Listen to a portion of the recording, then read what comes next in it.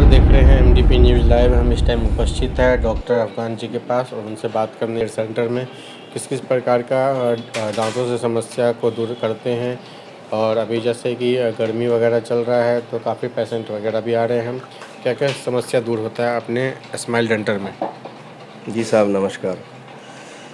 यहाँ हमारे यहाँ जो है दांत और मुंह के संबंधित सभी तरह के बीमारियों का इलाज होता है, जैसे पायरिया या मसूड़े से खून आना जिसको कहते हैं, और दांत सड़े हुए दांत का इलाज जिसको आरसीटी कहते हैं, या अगर बचाने लायक जो दांत नहीं है उसको निकाला भी जाता है, और टेढ़े मेढ़े दांत को सीधा करना, उसके बाद फिक्स्ड डेंचर बनाना, रिमूवल डेंचर बनाना, ये सब काम हमारे यहाँ अवेलेबल है, करते हैं हम लोग। बहुत लोगों को लगता है कि दांतों को उखड़वाने से दर्द होगा, स्वेलन होगा, दांतों में इंजेक्शन लगते हैं, तो बहुत लोग के दांत खराब होते हुए भी नहीं बदलवाने के लिए आते हैं। अब ये मिसकंसेप्शन है लोगों का, ऐसा कोई कंसेप्ट है नहीं। दर्द देखिए, हमारे यहाँ या किसी भी डेंटल क्लिनिक में सबसे पहला काम होता है दर्द को ख़त्म करना, और दर्द को ही कम करने के लिए हम लोग हैं। और अगर कोई भी काम करने से दर्द होता है या किसी भी तरह की तकलीफ़ होती है तो ये मेरे समझ से होना नहीं चाहिए। और लोगों में बहुत सारा मिथ है, बहुत सारा मिसकंसेप्शन है कि जिसको वो इसलिए है कि डेंटल अवेयरनेस बहुत कम है, जो कि अब धीरे धीरे बढ़ रहा है। पहले के समय में लोग कहते थे कि दांत साफ करवाने से दांत खराब हो जाता है, या आरसीटी नहीं होता है, बहुत तरह की बातें थी। लेकिन अब वैसा नहीं है, बहुत सारे लोग भी जागरूक हुए हैं। अब पेशेंट अपने से भी बोलने के लिए आते हैं कि हमको आरसीटी करवाना है। पहले हम लोग को समझाना पड़ता था कि दांत बचाना है तो इसके लिए आरसीटी करवाइए, लेकिन अब पेशेंट भी जागरूक हुए हैं तो आरसीटी करवाते हैं। सब कुछ हो रहा है, सब अच्छे से हो रहा है। पहले की बनिस्बत अब बहुत सारा बदलाव हो चुका है और धीरे धीरे हो ही रहा है। टेक्नोलॉजी बहुत आगे बढ़ गई आगे है और कई सारे दांत आ रहे हैं, आर्टिफिशियल दांत भी आ गए हैं, स्टील वगैरह की। कितने प्रकार के दांत आते हैं, लोग लगवा सकते हैं?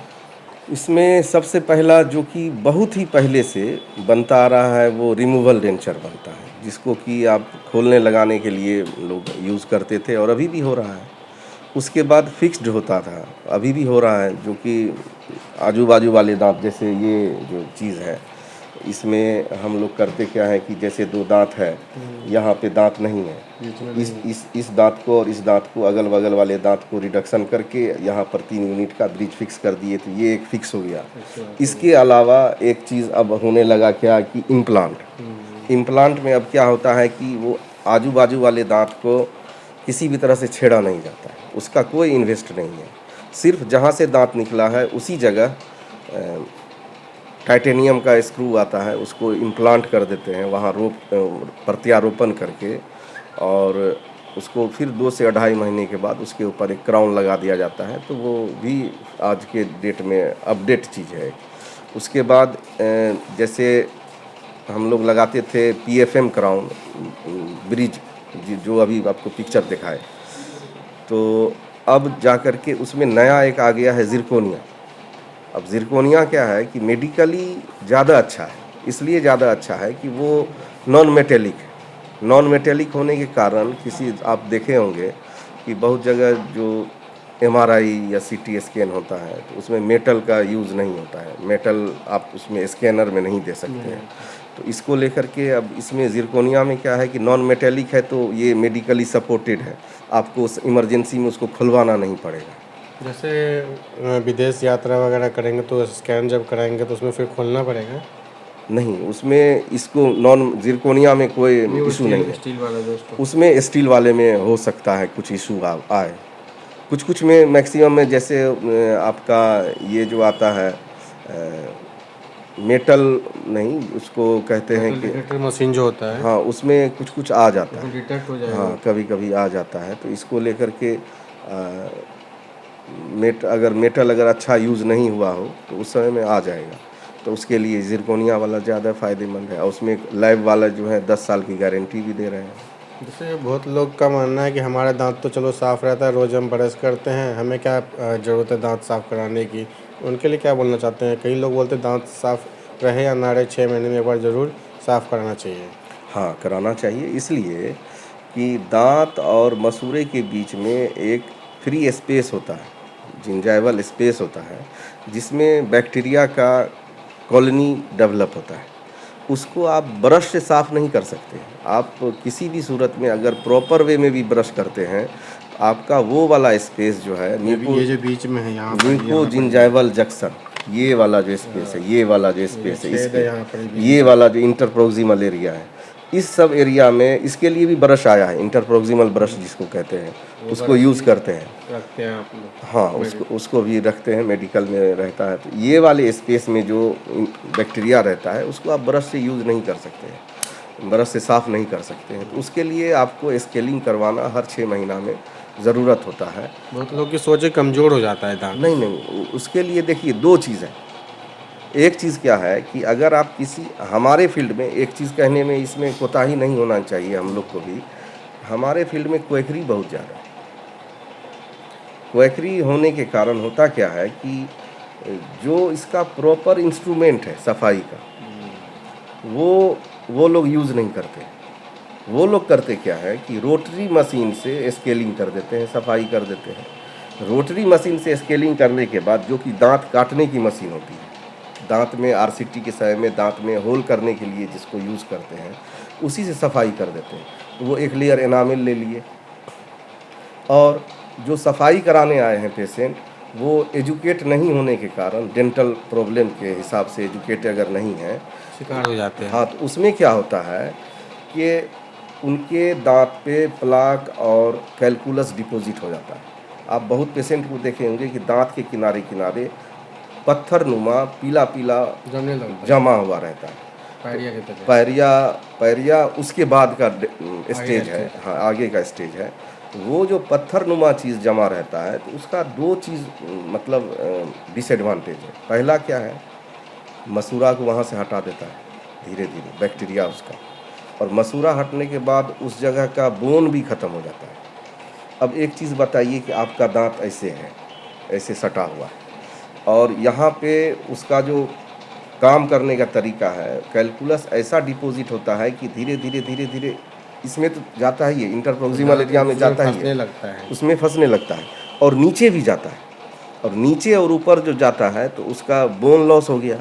अब दांत आपका जो मेजरमेंट इतना है, तो वो धीरे जैसे वो कैलकुलस हटेगा, लगेगा कि पूरा दांत जो है पूरा स्पेस हो गया है, दांत में अलग अलग हो गया है, दांत बड़ा बड़ा दिख रहा है, हाइपर, बहुत लोगों के दांत बाहर भी आने लगते हैं। हाँ, हाइपर सेंसिटिविटी हो गया है, कनकनी हो रहा है बहुत तेज़।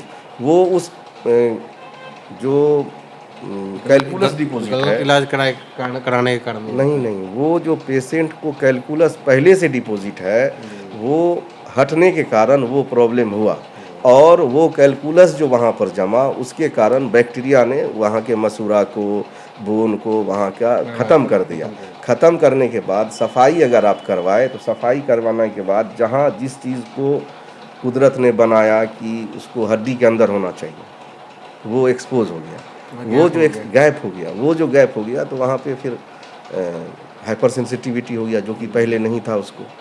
वहाँ पर दांत जो है उसका जो स्ट्रेंथ कमज़ोर हुआ, तो दांत हिलने लगा, जो कि पहले नहीं हिल रहा था। स्थिरता उसकी कमज़ोर हो गई। हाँ, कमज़ोर हो गया।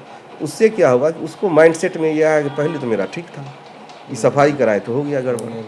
तो ये जो मिसकंसेप्शन है, ये पेशेंट को एजुकेट नहीं होने के कारण वो भी चीज़ है, और ये चीज़ इस तरह के काम करने से पहले डॉक्टर को बताने की चीज़ है, ऐसा ऐसा काम होगा और इस तरह का प्रॉब्लम आपको फेस करना होगा।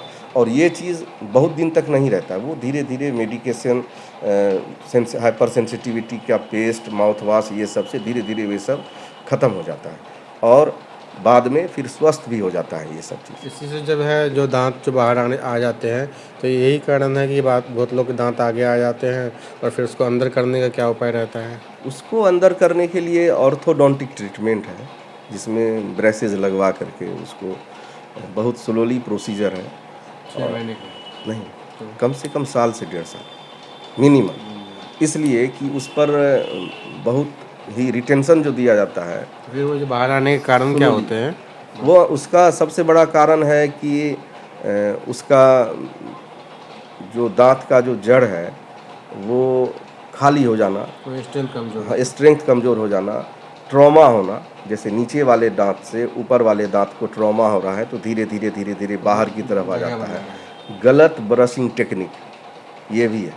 आपको मैक्सिमम लोग जो है ब्रश करेंगे तो ऐसे मिजियल डिस्टल करते हैं, ऐसे ऐसे करते हैं, जो कि करना गलत है, ऐसे नहीं करना चाहिए। करना चाहिए। इससे जो है मसूड़ा भी खराब होता है। और देखिएगा बहुत सारे पेशेंट को मसूड़ा और दाँत के बीच में एक डिच बन जाता है, गड्ढा, वहाँ सेंसिटिविटी होता है, वो गलत ब्रशिंग टेक्निक के कारण है।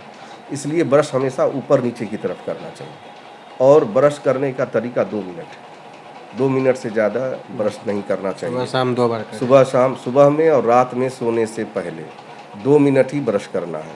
और एक ब्रश का लाइफ 3 महीना, 3 महीने के बाद तो एक ब्रश का टाइम लगभग 3 महीना है। सुबह शाम ज़रूर ब्रश करें और अपने दांतों को लगभग 6 महीने में एक बार ज़रूर साफ़ करवाएं। ये जो आपके अंदर मिथ बन गया है कि दांत साफ़ कराने से कमज़ोर होता है, ऐसा कुछ बात नहीं है।